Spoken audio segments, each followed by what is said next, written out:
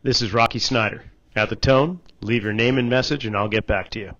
The hit from Hannan, he picks him up, lifts him up, and then pulverizes him into the ice. That's not a dirty play. It's a good, hard, physical play. It's unfortunate.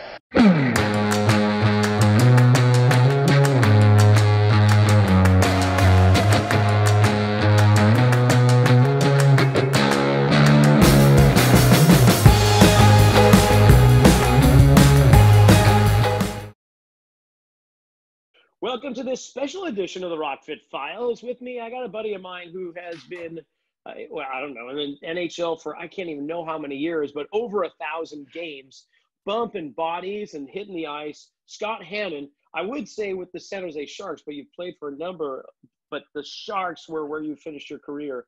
Scott, welcome to the show. Thanks, Rock. Glad to be here. Yeah, definitely the Sharks. That's where I started and where I finished, and, obviously where the family sets up shop, so it's home for me, which is nice. Yeah, what was that like when you started with the Sharks? Obviously, for those unfamiliar with Scott Hannan, NHL defenseman with the San Jose Sharks. You played, you were with Washington Caps, right? Were you with the Avalanche as well? I was with the Caps, the Avalanche, the Flames, and the Predators. So there's a few in there, but I jumped around a little bit at the end of my career. I played the majority of my career with San Jose, my first 7-8 years, and then I finished with my last 2. So it was, or actually basically 2.5. I came at the trade deadline and then played 2 more years, which was an amazing way to hang up the skates. And now, of course, you live in San Jose. Is that, I imagine, because that's where you started, that's where you finished, but San Jose kind of appeals to you, obviously. Yeah, me and my wife. We met here in my first go with the Sharks, and we ended up getting married. She grew up here in Almaden, and then lucky enough, it's kind of fate has it that we ended up coming back, because I wasn't sure I was going to be coming back here. So that getting traded and coming back, if something different happened, me and my wife probably would have ended up in Colorado. We really loved our time there. We had a home there, but coming back here, when you leave California and you come back, you kind of forget how great it really is, especially Northern California. You got so many things. I've got so many ties to the community. Obviously I've picked up surfing. I love to go skiing. It's closer for me to home, which is Vancouver, Canada. Everything just kind of fits, and it's great to have that, attachment to obviously the Sharks, who I played a long time with, which is who I still do stuff with now. Yeah, let's talk about that right now. What are you doing with the Sharks these days? Obviously, I know you've lined up being a commentator with NBC, but right now, of course, COVID and all that, that's kind of, I imagine it's put on hold, is it? Yeah, especially because the Sharks aren't in the playoffs. If the Sharks were in the playoffs, we probably would have been sitting there, but, that shut down pretty much right away. But, that kind of happened since it started last year in the playoffs. They asked me to come out. I didn't know how I was going to enjoy it. It was obviously a lot different being behind the camera, talking about the game in that aspect. But I really enjoyed going there. Brody Brazil, Curtis Brown helped me out a lot. And, and it ended up being a lot of fun. And they asked me to come back this year. And I was happy to get 30 games in and, felt comfortable. And it's something that I think I'll probably end up keep doing. As far as with the Sharks, I do a lot of their youth program for their little Sharks, which is sort of like a grassroots enter hockey type of thing. You can, bring your kids in. It's sponsored by the NHL. You get, for $100, you get 6 ice times, and you get all equipment. And then you get to have a coach like me coaching you, and it's a great experience to get people first started on the ice and the little kids. It's great. Well, that's not at the Sharks Arena at the SAP Center, though, is it? No, it's at Sharks Ice on 10th Street. We actually run a few. There's one up that Mark Smith runs up in San Francisco. Tom Peterson, we're out in Fremont, Redwood City. So there's a number of places that do it, and it's a really great program. If you're thinking about getting into hockey, you get your equipment, you learn from it. It's really, really well done. We get out there. We have a lot of coaches, a lot of one-on-one time with the players, and it's a lot of fun. I got to say, I was so surprised that the Sharks Nation, as I call them, their fan base is huge.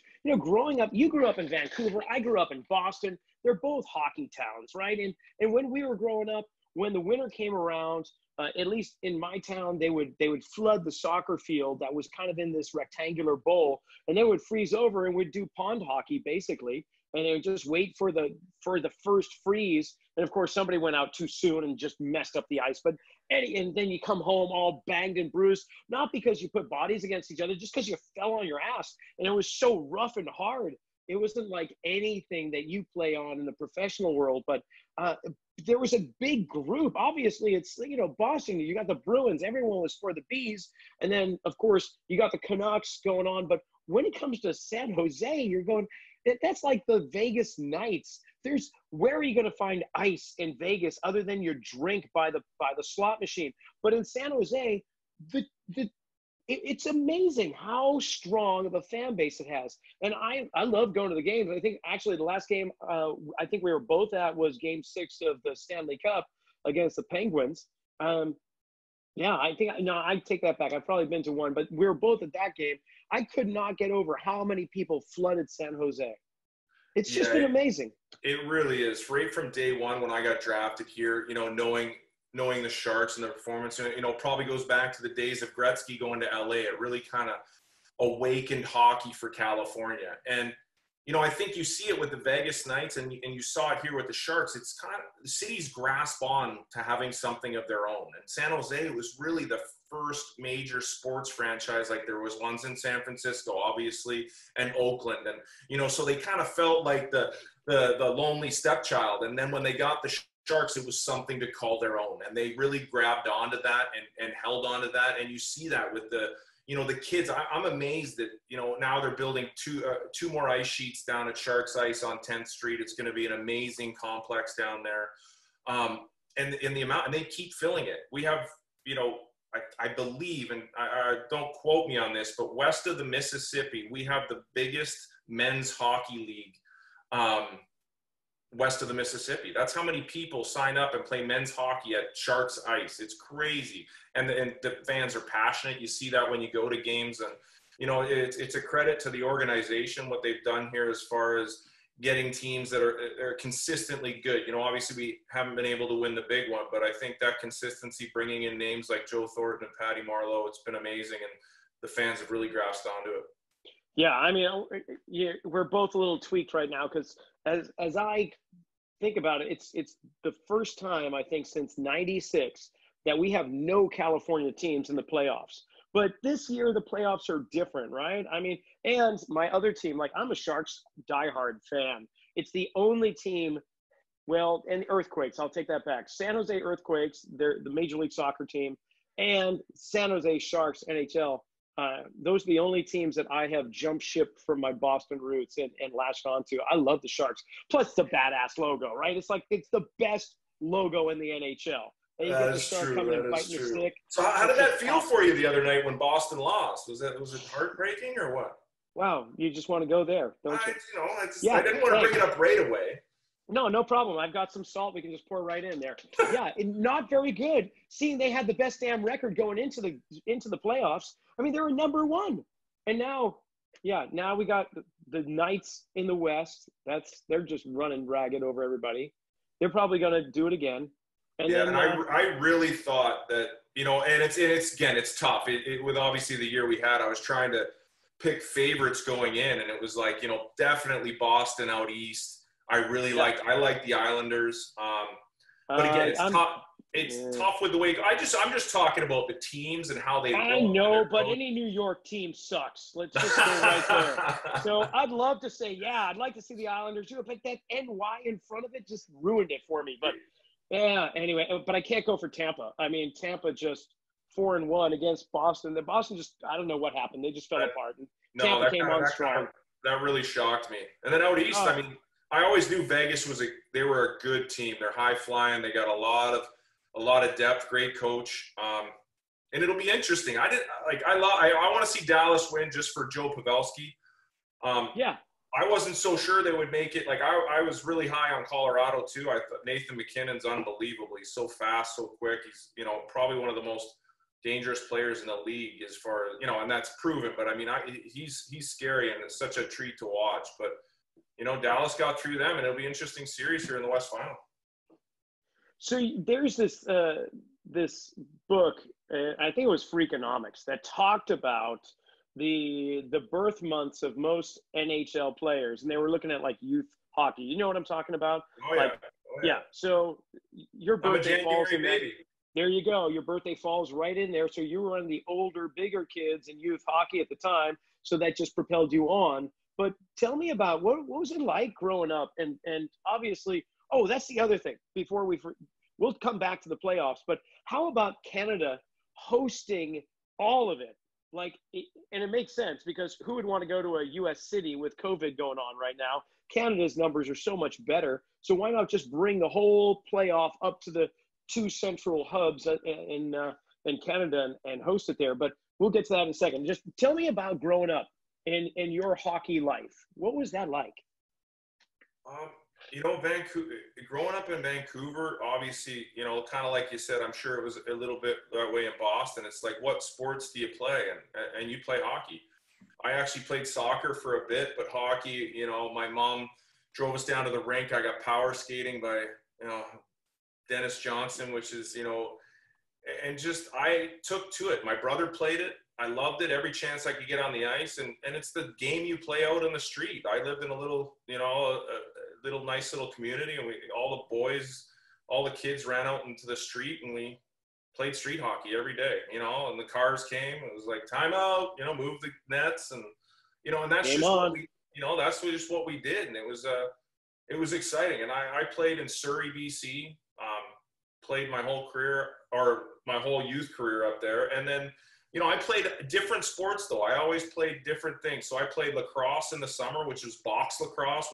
Box lacrosse is what we do in Canada when we take the ice out of the ice rinks and there's concrete underneath. So it was an old native, game where basically they just had sticks. They were a lot shorter, and it's brutal. Of course, you could cross-check anybody on the other team as long as their team had the ball. I used to have an axe handle for a stick. You'd wear helmets. You could slash, run guys over. I loved it because it was so physical, and I thought it was I just loved that. As kids, he's like my sons. They just love that physicalness and, get in there, and it's all about competition. So I played lacrosse all summer long, and then when it was time to play hockey, I grabbed my hockey bag out of the back of room that I probably left in there the whole time and played hockey. And I did that till I was probably 13 or 14, I think, is when I really started focusing on hockey and maybe playing it in the summers. And I couldn't play as much lacrosse because, hockey started to take over. Yeah, well, I kind of grew up the same thing, street hockey, but of course, New England has the shorter seasons compared to north of us. So, summertime was at the beach or playing baseball or something like that. The fall was always football or soccer, and spring was baseball. But when it came to wintertime, it's like, yeah, hockey was the thing to do. But we only had a few months, maybe January, February, March, were those the deepest months of winter. So we didn't have as many months playing as you did, even though, granted, you get a lot of guys coming out of New England because there's plenty of rinks around, right? But just being growing up as a kid, it was like every 3 months you changed and you rotated around. So when did you get picked, or you got recruited by college, university, or did you just go right into the NHL? No, well, I got recruited, but it's a little different in Canada a lot, especially at that time I grew up. You see a lot different now where a lot of kids are going to college, but I played junior hockey. So I got drafted when I was 13 to then the Tacoma Rockets, which ended up moving to the Kelowna Rockets, which was like 4 hours away from my house. And I moved away from home at 15 years old and played hockey at 16 you live with a billet family and play 72 games a year. And you go to school. So I basically went to high school. Luckily enough, I was able to graduate a year early. So I skipped a grade in grade 6. So I graduated that year. So my next year, when it was my draft year for the NHL, I was still playing in Kelowna.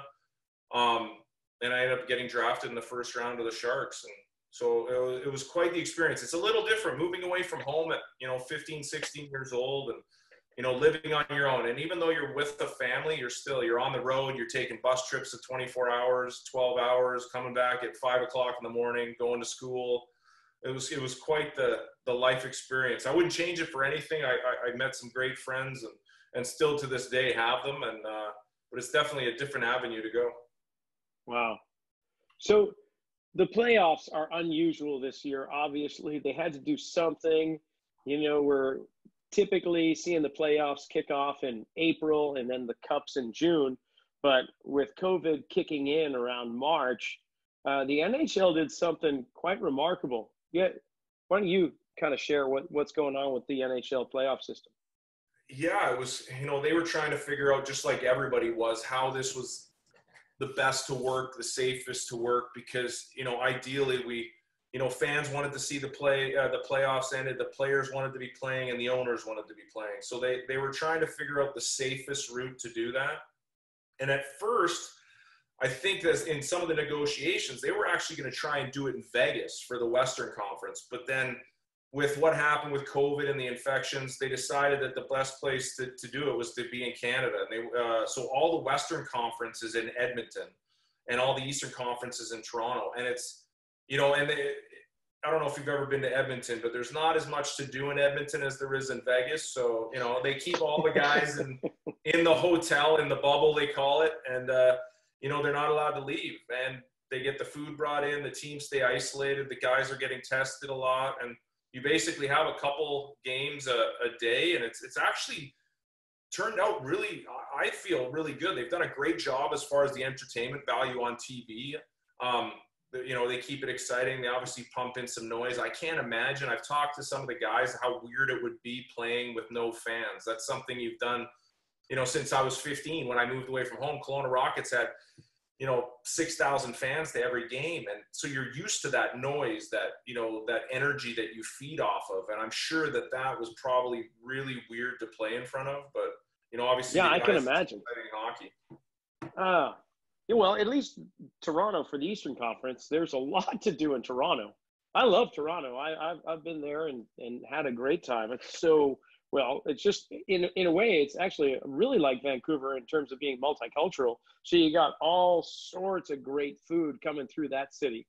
But to be holed up in a hotel and only transferring back and forth to the game and to have no crowd there to cheer you on, I mean, talk about mental toughness. These are the things that we just take for granted. And as soon as you take them away, you realize, wow, how much was I really using those to get me into the player's zone, or however you might call it. It's going to be interesting.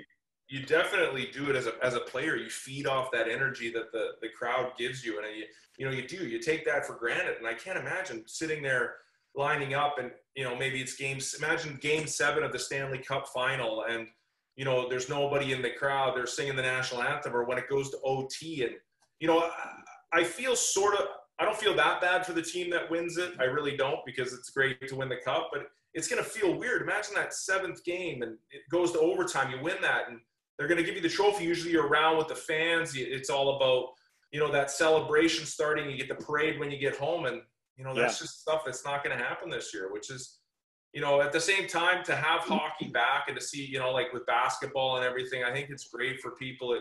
It kind of gives you some sort of normalcy back. Obviously not the same as going to the games, but I mean, I think it gives you something.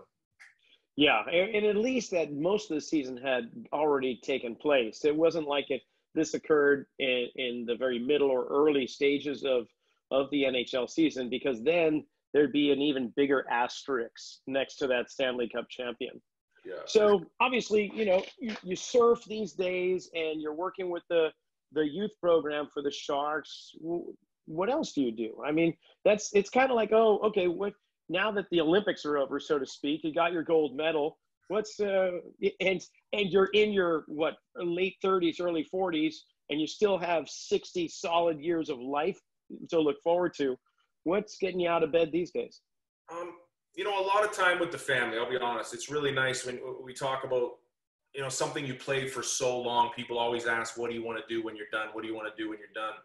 And it's like, it's something that I was lucky enough to start playing at 4 years old and get to play till I was 38, which is pretty special. And I feel honored and, sort of blessed to be able to get that. And you don't really know what you're going to do until it's done. But I know all the times that I didn't get to I don't know. It was a little bit of luck, a little bit. I'm not going to say we planned it, but we had kids later. So my kids, when I retired, were right about the age when they really want you around. I coach all their sports teams. You know, like you said, I take them surfing, which was really a sort of a silver lining to this COVID thing. Was able to get my boys in the water with me surfing almost every day, and to see them grow and to see them take off with it was pretty special. And I'm glad I get to do that sort of stuff with them. On a personal note, like me and Doug Murray started up the Sharks Alumni Foundation, which is, you know, helps to give grants to underprivileged youth in any sport. And we focus generally on the Bay Area, local, you know, when the fires ripped through Santa Rosa the past time, you know, a lot of kids lost a lot of their sports equipment. So we sponsored some teams, we helped out some things, you know, obviously on a smaller scale than, you know, some of these other, we're just getting going, but we've played a few charity games that have been able to raise money for the local, you know, fire relief in Santa Rosa.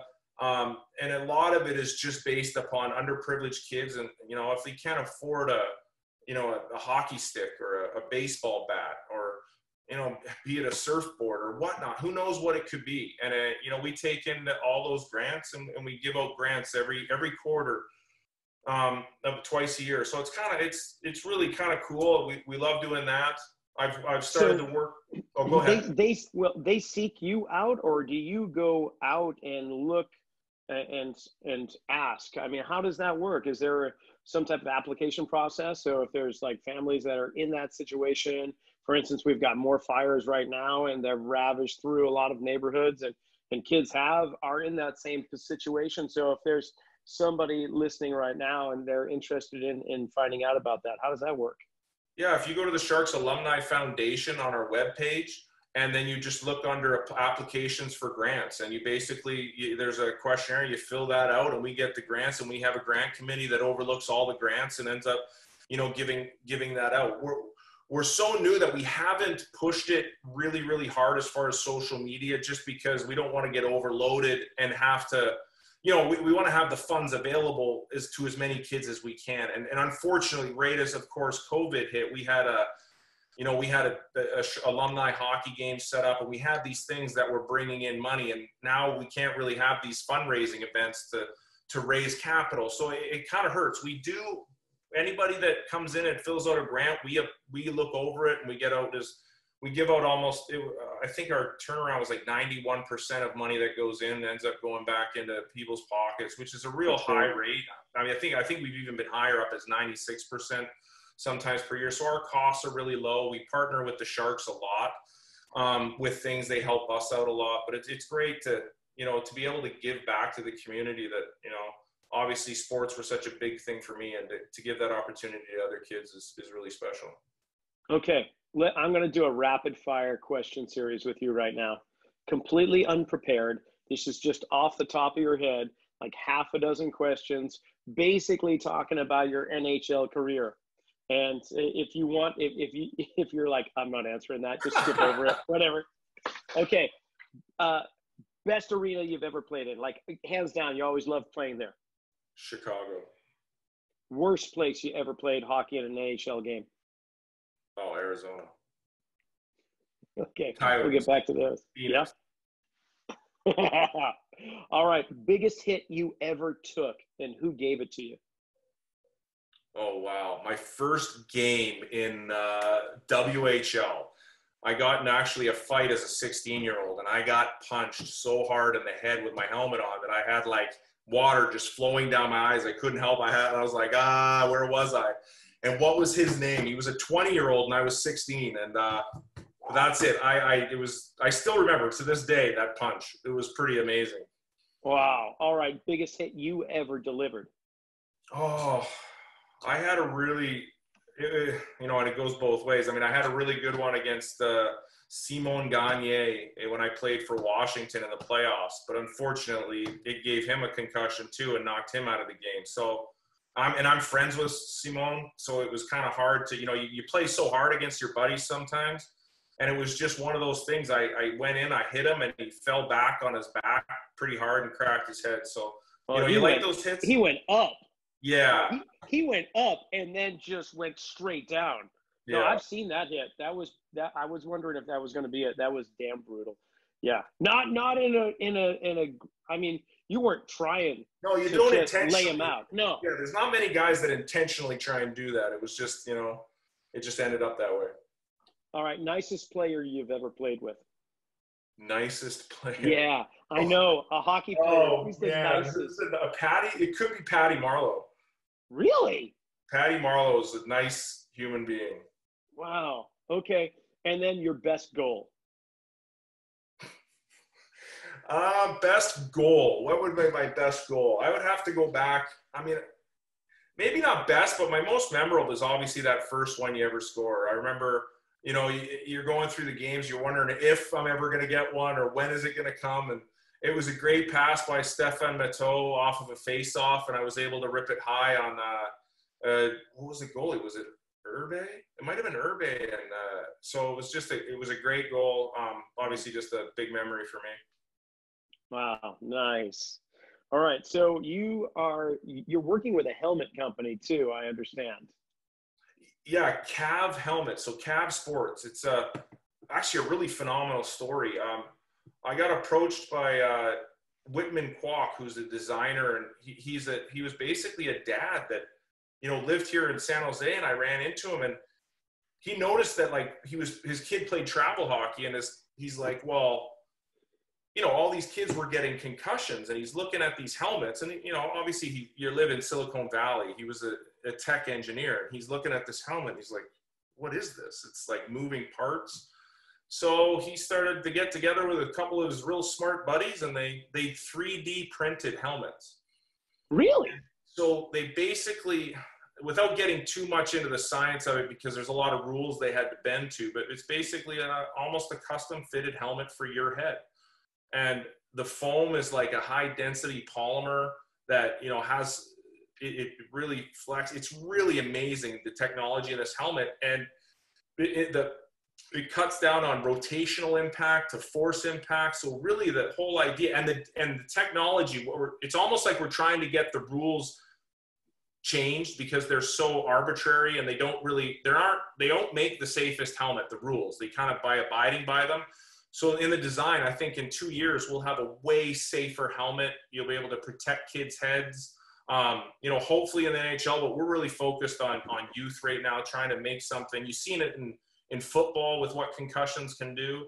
And this helmet, if you go to their website, cavsports.com, it really is amazing helmet technology and really a great story. And of course, it sort of started again with all this COVID, but it really is an amazing helmet. Love to see it on a bunch of kids. My boys both wear them. They love the design.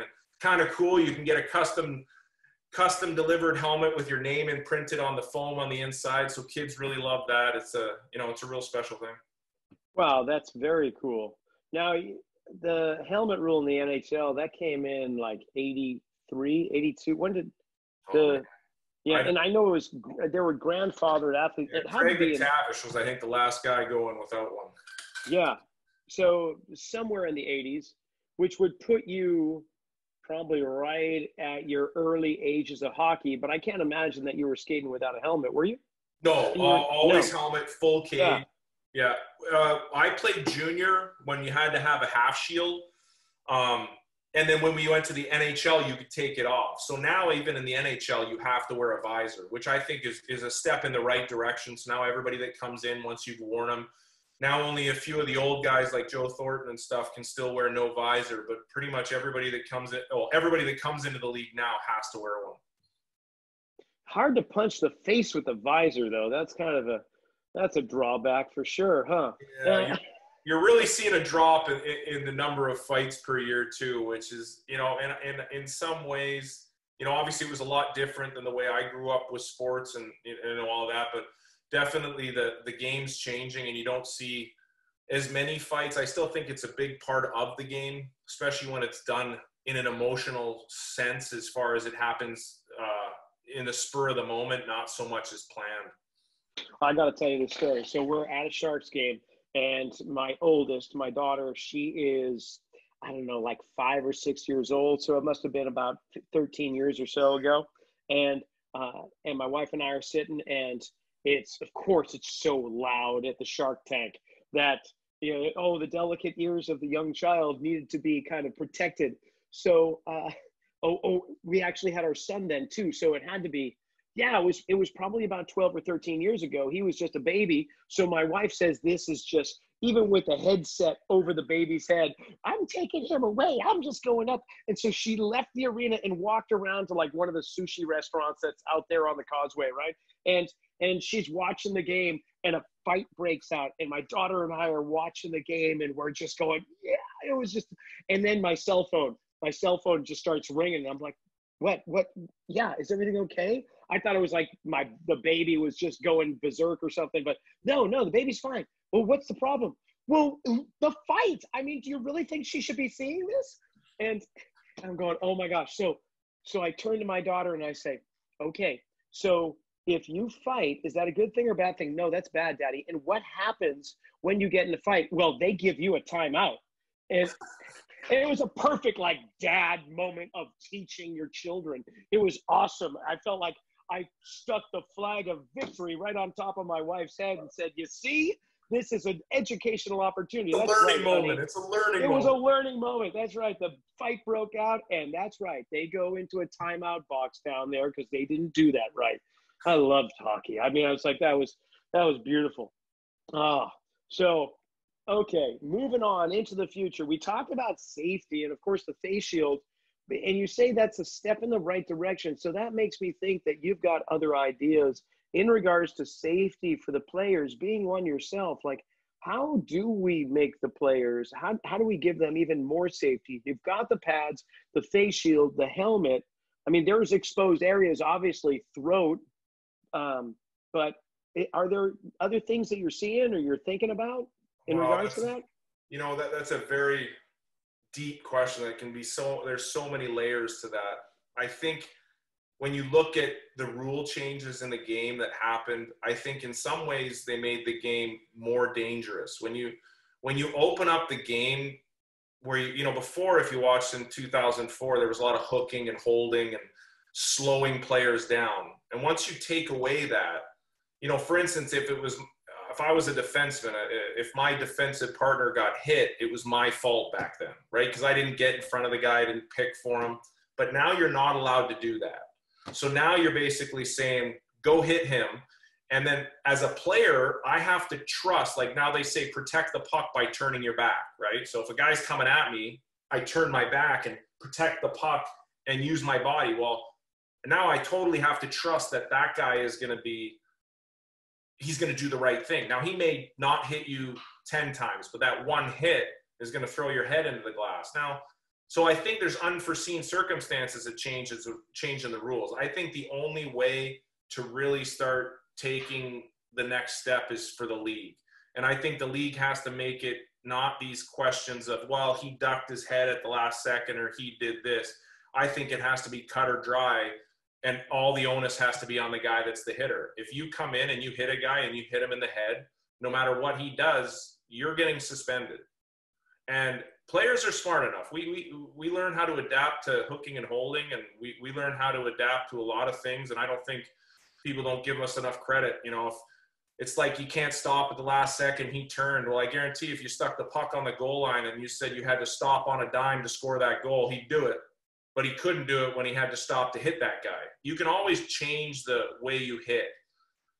They do it in football, and I think football, as far as, you're going to open it up to offense, but that's in the end what fans want to see. And I would rather see that than you see top-end players or any player get hurt for a majority of their career. Because I think what you're going to end up start seeing is guys are going to make money and earn a lot of money, and then around 30, 32, after a couple hits, they're going to be like, I'm not going to play anymore. It's too dangerous. You start seeing the long-term consequences of concussions. I mean, even I had a number in my career, and it always is in the back of your mind, is this something that could be permanent or pop its head when you're 45, 50 years old, Well, it seems like the NHL Players Union, the NHL, like team owners and the association, have a pretty good relationship with each other. Like if we compare NFL Players Union and the NFL, owners and so on, you hear more, maybe just because of the media, but you just hear that there's more friction there. What's your sense on that? Like NHL Players Union versus the owners. Do you guys, do you bump heads a lot? Sounds like you're working toward the same goal, though. Yeah, I mean, I think in some ways there's mutual respect on both sides. Obviously, there's always going to be the arguments over, how to spend money or who gets the money when you cut up a pie that big. And that's, we could go into a long conversation about the benefits or the not benefits of having a cap-based system. That's always going to be an issue with players and owners. But as far as like the safety of the game, I think there is some discrepancy, probably even some arguments within the ownership group of, where they think the game should be. Like, do you get more hitting or less hitting? And it's not about taking out hitting, but I think in order to make the game safer, you have to have it black and white. You can't have any gray area. Like I said before, it's like, even in football, you look, the receiver, any helmet-to-helmet contact, right? And everybody was up in arms and saying there's never going to be any hits anymore. Well, players figure it out pretty quick. You know what I mean? Yeah. You're not the best athletes in the world for nothing, So I think they can adapt, and I think that would make the game safer for the players. I think you'd see, more offense, which is what everybody wants to see. I'm not going to lie. If I look at the games now to when they were in 2004, sure, I'm not seeing as rough a games, but at the same time, I'm seeing some amazing skill. You see the stuff these players can do with the puck nowadays is pretty amazing. So, I'd like to see it keep going that way. All right. So we're kind of up against the clock, but I want to ask another question and put your Sharks commentating hat on, because I want to know what next season's going to look like. Basically, I know we're not even done with the Stanley Cup right now, but we would be given a normal year, and we'd almost be doing some preseason games because here we are in September. And so let's just say that the season's going to be pushed out to start in, say, December or January or whatever. What do the Sharks need to do this season that they didn't do last season? Obviously, and if you tell me win more games, I'm just going to reach through the screen and punch you myself. But I just want to know, like, what needs to be done there? What has to, like, it's staff changes? I mean, we're talking coaching, playing, whatever. No, I think what happened last year, it was obviously a rough year. We don't have to sugarcoat that at all. If you talk to the Sharks players, there's a number of players that know that they would have to have better years, right? They have to come out. And I think as bad as things got, things snowballed. And you know how that happens with, when something goes wrong, it's like I've had it happen in my year. You have a great team. You have all the talent. And, you lose a couple games. You lose some tough ones. Somebody's not playing great. The goalies has struggled at the beginning of the year, but at the same time, so did the defense. And so did and when I say defense and when I say that, it's as a whole. This team has to come together, and they can do it. They have the talent. They have the players. They have the group. And once they do that, have guys coming back, have better years, there's not much of a system change. And you can see that from the year we lost, we missed the playoffs and they went to the Stanley Cup the next year. Now, are you going to sit there and say that the team was drastically different? No. There were some key changes that got made that helped, but guys are going to be a year older, a year healthier. With this break, that's one thing. You're going to have guys that had nagging injuries for so long be able to be 100%. I hope they took this time off and they worked hard on their game, which, I'm sure they will. We're all professionals. And if they do that and come out strong out of the gates, in some benefit, these teams that are playing right now, they're not going to have that benefit of a long recovery. They're going to be going right into a game, and it's going to be a shortened season. From everything I've heard, it's going to start somewhere around January 1st, and they're going to play a full 82 games. No breaks, no all-star game, no nothing. So imagine the grind on some of these guys. So, you're going to have to be ready from the get-go. And if they get on the right foot and everybody comes to play, they got a great team. That team's core didn't change that much. Well, let's hope so. And let's keep the injuries down with the frequency of play with little rest in between games. That's going to be tricky. Well, Scott, this has been a great time. I really appreciate it. And I'll put all the information about the scholarship and also Helmet Company. We'll throw that down below. So if anybody's interested in that, but thanks for coming on. I really appreciate it. I swear that, you know, if I find you out on the waves, I'll give you the next set wave, but I'm not going to give too many. I'm just going to give you one, and then I'm going to. That's all I asked for. That's it. Well, this has been fun. Thanks for being on with me. Yeah, no worries, Rock. Thanks, man.